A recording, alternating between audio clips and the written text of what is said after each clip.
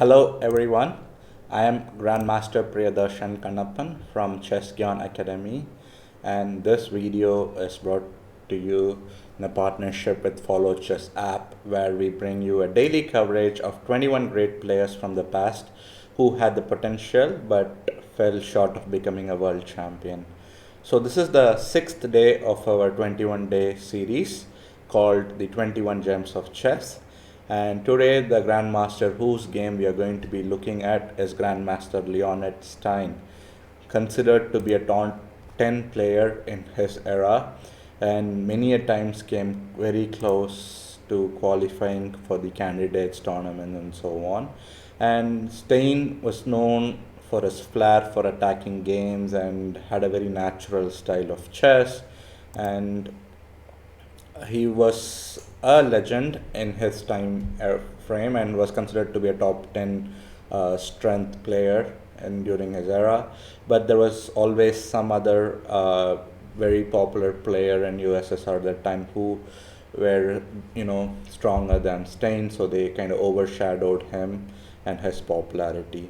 So today the game we are going to be seeing is where Leonid Stein plays white and black is former world champion Mihail, and this is a game that was played in Leningrad in 1971, and we as all know Mihail also loved to play wild, crazy and complicated positions.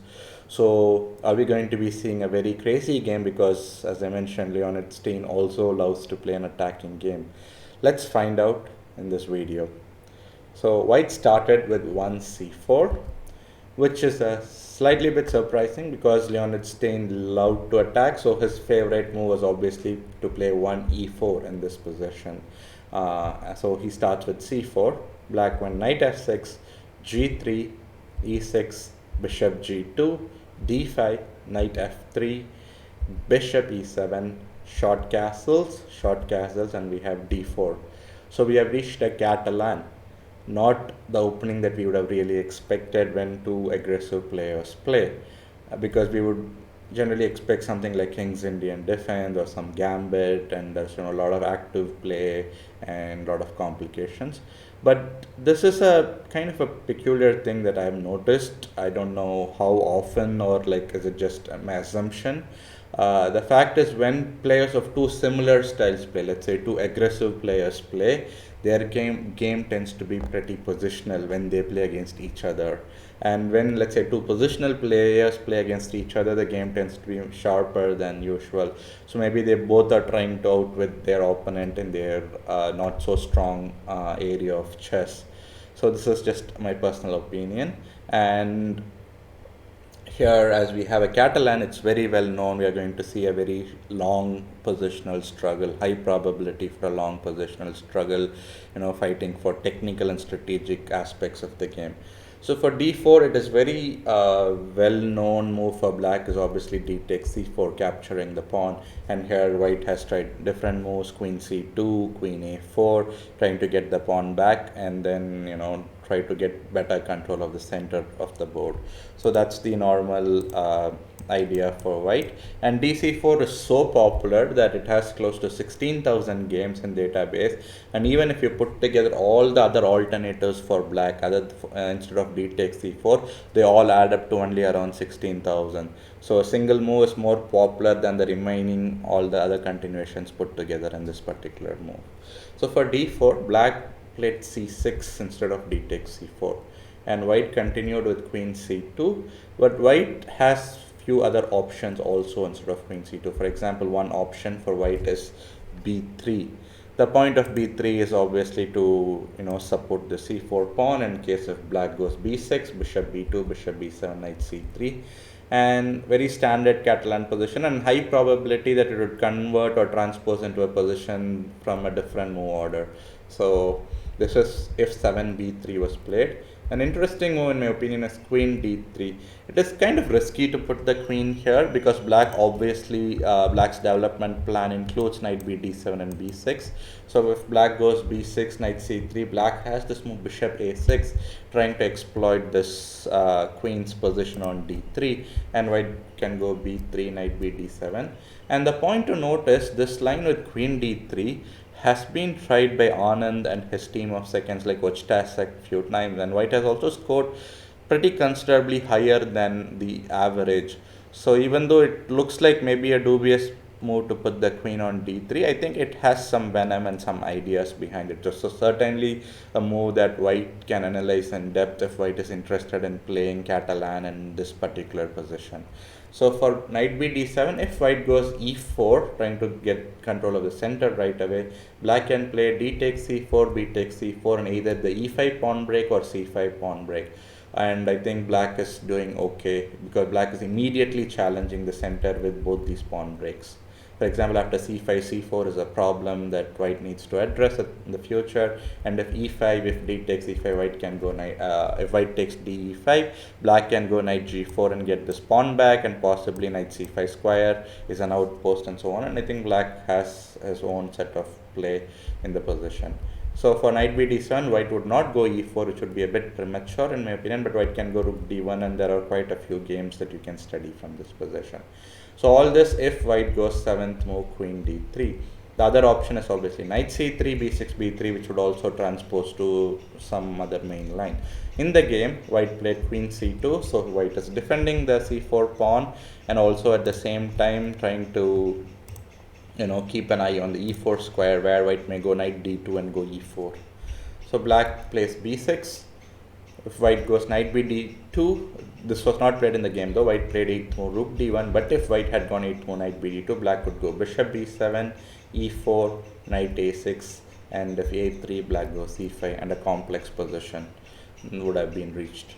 So in the game, white developed rook d1, black went bishop b7. Here it wouldn't make, in my opinion, not a lot of sense to go bishop a6, but would make more sense to put the bishop on b7, because when e4 break comes, if the bishop is on b7, then black can also have some sort of defense on that diagonal h1 a8. If bishop a6 anyway, I think white will still go knight b d2 and defend the c4 pawn. So for bishop b7, white went knight c3. And here white is giving black an opportunity to capture the pawn. Let's see what happens if d takes c4. I feel white will go knight e5, queen c8, bishop g5, and because if knight takes c4 right away, I think black can play c5 and free up the space and exchange some more pieces, and I think black should be okay. There is a game by Grandmaster Erwin El Ami with white pieces. You can check that out, that game in this particular position. So for queen c8, I think better for white is to go bishop g5, not immediately bother to pick up the c4 pawn, and if black goes c5, something like knight e4. So in general, this capture of c4 is slightly risky in Catalan structures, because black is completely giving up the control of the e4 square and possibly e5, and that will always be a chance for white to pick up the c4 pawn. And that is why even though white goes knight c3, black does not pick up the pawn on c4, but instead black goes knight b d7. So an option for white would be to play e4 and try to force black to dc4. This is certainly an option. But in the game, white decided to go b3, defend the c4 pawn, and black goes rook c8. And now we have transposed back to a main line with a lot of games that has been played in this particular position. And white now plays e4.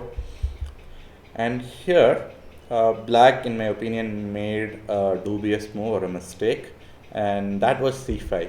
In 1971, when this game was played, this was a new move or a novelty. And in recent times, Magnus Carlsen once played it with black against Grandmaster Hikaru Nakamura, but c5 is actually not a great move. I feel the best move for black would have been to first capture d takes e4, knight takes e4, and then go c5. So here white can play knight takes f6, bishop takes f6, knight g5, threatening a mate on h7, and if bishop takes g5, bishop takes b7, rook c7, and go back bishop g2. So white has double bishops, but certainly bishop c1 black can even capture right away, and the double bishop advantage is gone. But from a positional perspective, white has more pawns on the queen side, so he has possibilities to create a passed pawn on the queen side. And if the queens get exchanged, white will have a rook and bishop against a rook and knight endgame. So white has some positional advantages in his favor, and black, in my opinion, needs to be very precise if he wants to hold a draw. So clearly white gets that typical slight Catalan edge in this position, or even slightly more than that typical edge. So this would have been black's best try, in my opinion, to play d4 and then go c5. But in the game, black immediately went on the 11th move c5. So here, as I was earlier mentioning, there was a game between Nakamura and Carlsen in Bilbao in 2016. In that game, Nakamura continued with d takes c5, which in my opinion is a dubious move because black captures back d takes c4, b4, a5, a3, a takes b4, a takes b4, and then b takes c5. And here, black has reached equality, and the game ended in a draw in 32 moves in that Nakamura-Carlsen game. So for c5, what white does is white plays ed5, and this is, I think, the critical difference between when black first captures de4 and then goes c5 compared to directly as in this game played c5, because now white has this option to play e takes d5, e takes d5, and now white should play bishop b2, which scores close to a fantastic 83% in this move position. And if rook e8, white can play knight h4, and if c takes d4, rook takes d4, and white has a lot of pressure on this pawn. White is threatening knight f5. This diagonal could be a big problem for black, and white has the attack and the initiative, in my opinion. And this particular position was in 2008 was once reached in an internet blitz game between Ribka engine. Two different versions of Ribka had reached this position, and white has a very comfortable position. Clearly white is the side which is pressing for an advantage. This is what white should have played, which is 13th move bishop b2, but we must know that this game was played in 1971, and at that time this was already a new position, and white actually made a dubious move here. White played d takes c5. So black captured back dc4, and here white played a very good move, in my opinion, an idea that we can learn, and practically, even if it doesn't really give an advantage, but practically it shows you some new ideas, and that is b4. The point of b4 being, if b takes c5 is played as in the game, white goes b5, but black, if he wanted to try for an equality, I feel black should have first played a5, trying to exchange another set of pawns, and after a3 then play a takes b4, a takes b4, b takes c5, and here white would continue with b5, and it's an equality uncleared position compensation, and most likely white will be able to pick up the c4 pawn in the future, but by then I think there would be more pieces exchanged, and black would have very realistic chances to draw the game. So in the game, though 14th move a5 was not played, instead black played b takes c5. So here we see the idea of b4. White goes b5, and the point being, white is going to go a4, a5 and create a passed pawn on the queen side. And what about the one pawn that we have sacrificed? So first of all, this is doubled pawns, so the value of double pawns is comparatively less, even if it's an extra pawn. And another point to note is that white will always find a way to pick up the c4 pawn. I mean, some sort of like knight d2 followed by knight c4 could come, maybe queen e2 followed by queen c4, or move the knight away from c3 and pick up the c4 pawn. So c4 pawn is not a pawn that can be well defended by black, so white will always have a way to pick up the pawn. And for b5, black went queen b6. But let's say if black wanted to play a bit creative, he had an option to play bishop takes f3, bishop takes f3 and go knight e5. And if rook takes d8, white takes the queen, then black can play knight takes f3 check, and white cannot make this blunder of going king g2, because then knight e1, and we'll just lose the queen on c2, and black is a piece up. So this is a continuation that we would avoid. So white can, let's say, go king h1, then king f1 or king h1. I think better is king h1. Black captures the rook, rook c d8, and white can play queen e2, rook d3, because after queen e2 it's a double attack on f3 and e7. Black goes rook d3, queen takes e7, rook takes e3, bishop e3, and white should be winning this line, because first of all, black does not have enough material compensation for the queen, and another is the passed pawn on the queen side, which will be very big of a threat once white just captures queen takes a7, then the b6 pawn just rolls forward. So due to all these factors, white is having a big advantage. But just a very interesting line is this 15th move, bishop takes f3 if black had played. But obviously I feel black calculated it out and figured that it's bad for him. So instead black went queen b6, putting pressure on the b5 pawn, and also at the same time getting away from this annoying pin on the d file. So white can play a4 if he wants, and bishop takes f3, bishop f3, knight e5, bishop g2. And I like this position from a long-term perspective because white will kind of push the knight away from e5. It's not a stable square here, and once the knight is gone, the c4 pawn will fall, and obviously white has a passed pawn idea on the queen side. So clearly white's long-term advantage is seen, and also as white has double bishops, white is the side to be favored in this position. In the game, white decided not to give possibly the control of this critical e5 square, so white went bishop f4, and also not just control of the e5 square, but also he's developing his bishop, and it's also a development move. So here white for bishop f4, white's bishop f4, black played rook f d8. Instead, if black had played rook f e8, white simply would have gone a4 with the threat of a5, and white has a plus equals position. In the game, black went rook f d8 and white played a4 as nothing different from the previous variation. So now white wants to play a5 and like knight g5 kind of ideas, and black's queen on b6 actually lacks good squares. So black decided to go queen a5, but let's say what happens if black had gone a5 here. So stopping white's idea of a5, but the problem with this variation is white can go queen e2, threatening c4 and e7, and if black goes queen e6, white can play queen takes e6 if he wants, but let's say rook e1, queen takes e2, rook takes e2, then white's key idea would be to go something like knight e5, exchange this bishops, and also exchange even the knights, because once the knight on d7 is exchanged, the knight which was controlling the b6 square would no more be controlling b6, so it should allow white to easily go b6 and b7, as there will be no bishop on b7 and no knight on d7. And in case if black decides not to exchange the knight, then obviously the c4 pawn would be falling, and then if the c4 pawn falls, then the a5 pawn is also under threat. So black would be in big trouble if a5, 17 moves, black had played a5 and white had gone queen e2.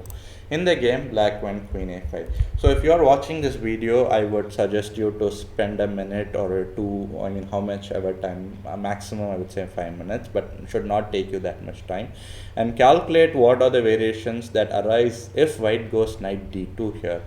So please pause the video and calculate it before you continue watching this video. So in the game, white went 18th move, knight d2, which is a very good move, and you can play this move only if you saw what white had in mind 2 moves later. So the point being, after bishop takes g2, knight takes c4, queen b4, you should have seen this move knight a2. This is the critical point behind this whole variation of knight d2. And even here you should have calculated a few more moves, because black has this move bishop e4 attacking the queen on c2, and white will play knight takes b4, bishop c2, knight c2. So white has managed to get the pawn back on c4, so it's equal material now. The queens have been exchanged, one set of minor pieces have been exchanged, and all these exchanges actually favor white, because look at again and again the point that I'm mentioning, this passed pawn is going to be a very big threat, a5, b6, a5, a6 and so on.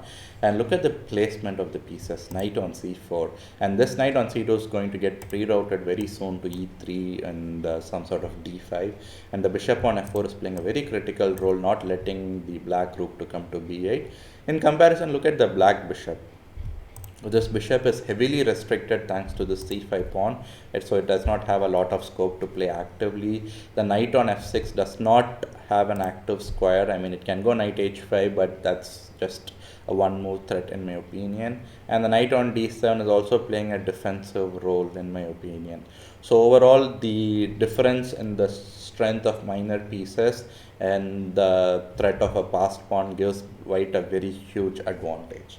So for knight takes c2, black goes knight b6 in the game, white captured, rook takes d8, and black captured back with bishop takes d8. In case if black had captured rook d8, a possible variation would have been knight takes b6, a takes b6, bishop c7, and black would go rook a8, and bishop takes b6 is playable. It's not like the bishop is getting trapped, because after knight d5 we do have a5, but it is better to go knight e3, kind of control the square.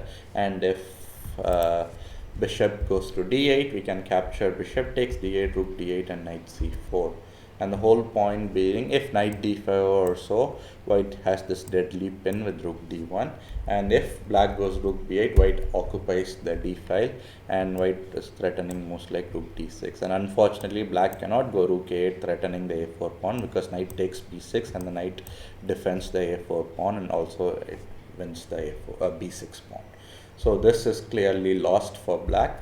So in the game, after rook takes b8, rook takes d8 on move 23, black decided to capture back with the bishop, and here white would not make the mistake of playing knight takes b6, because black would just play a takes b6, and then the passed pawn is kind of stopped.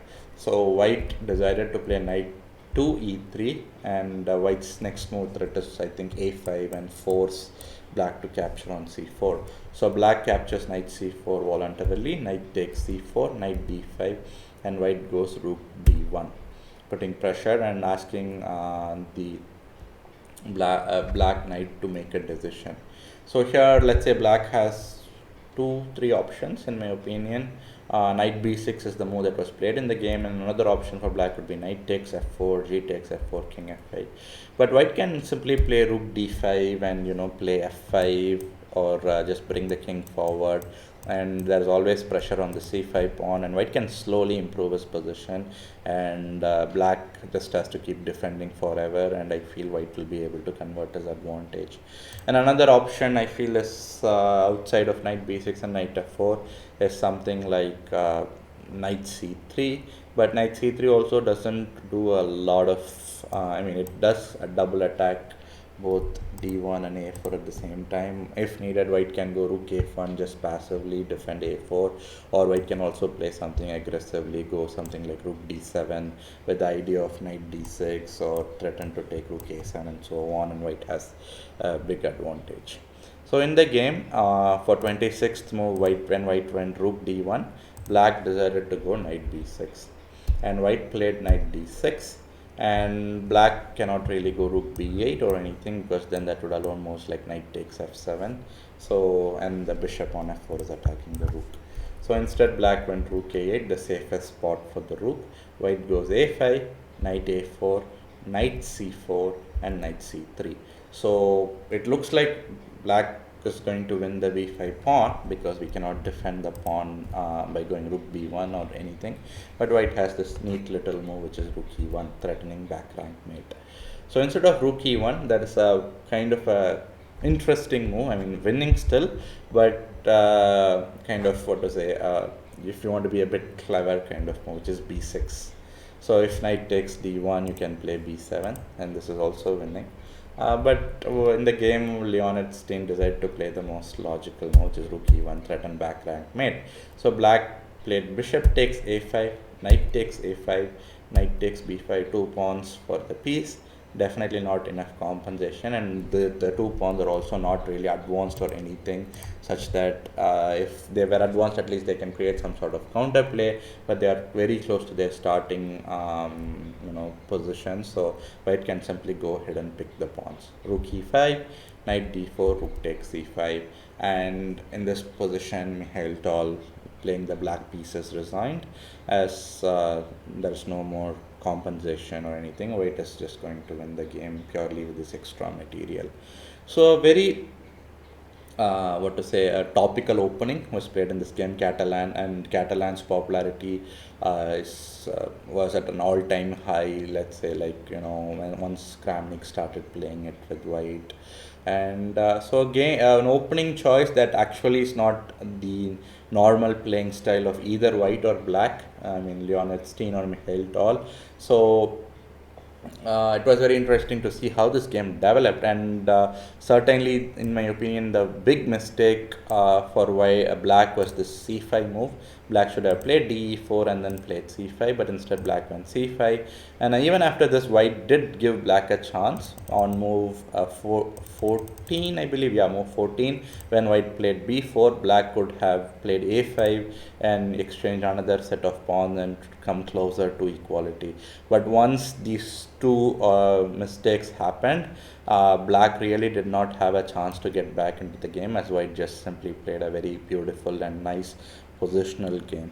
So that's the game Leonid Stein versus Mihail from 1971 Leningrad. And this is now, we are in day 6 of our 21 day series titled 21 Gems of Chess.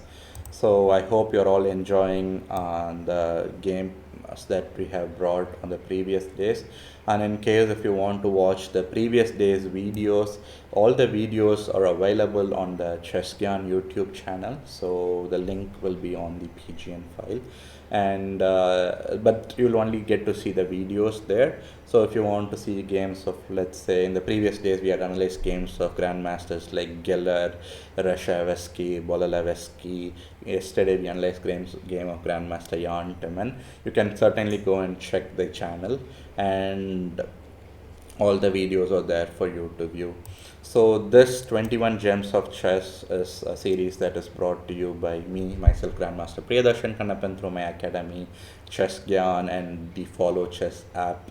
So if you have, if you're interested in like looking at any of your favorite players who came very close to becoming, world champion, but we have not yet covered their games, you can feel free to, send your suggestions, and we'll certainly look into that.